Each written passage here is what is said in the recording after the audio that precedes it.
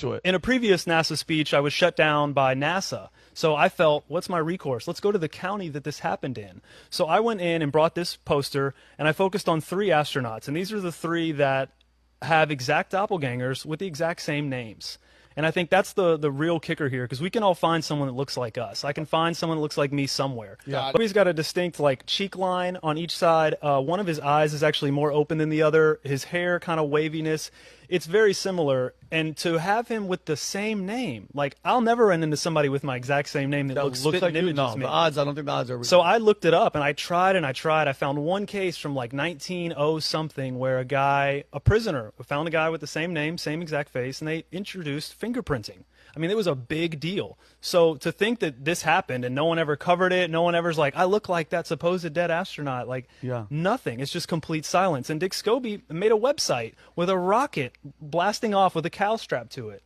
So you mean to tell me the guy that looks just like you with the same age, same name, same facial features also opened a company and his company website has a rocket strapped to a cow, leaving a smoke trail with a spiral just like the Challenger? So let me ask you a question, Justin. So okay, they come up with this elaborate thing. They lie to everybody. What's the purpose of lying to everybody and faking these people's deaths? What's the goal from all that? Great question. And before, just a quick disclaimer, I also don't claim to know how exactly or why exactly or even who exactly did it.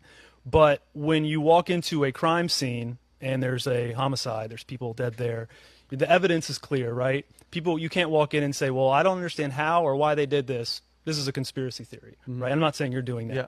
But just to be clear, we don't know and it will be pure speculation. But with that said, I'll speculate that I believe they may have done it to make space travel seem dangerous and impossible, because I don't think they can get very high. I think that's why we didn't go to the moon. I think that's why a lot of the pictures from outer space of Earth are faked and created in Photoshop. They can't get very high. And I don't know if they told these guys a week ahead of time, a year ahead of time, the day before, but somewhere along the line, they either forced them to lie. If you see Neil, Buzz, and Michael get back from the moon landing, they look like they just got a life sentence. They look like men forced to lie, in my opinion. Maybe these people knew a lot longer. But I think in 1986, they never imagined the internet coming about, because they let 3 of them keep their exact same names. But to go to the ISS real quick, I do believe we're being lied to incredibly, by a lot, with the ISS. You've got a situation where we've got bubbles that have been viewed when they're doing spacewalks. They train in underwater pools. How come we're seeing the bubbles during the real thing? Oh, wow. You're showing us training videos and doctoring it. But we found too much evidence of them faking the footage of them inside and outside the ISS. Sometimes they're inside and they'll grab objects that aren't really there. It's like virtual reality. They're using special effects. And I saw one that you had where the guys to it. In a previous NASA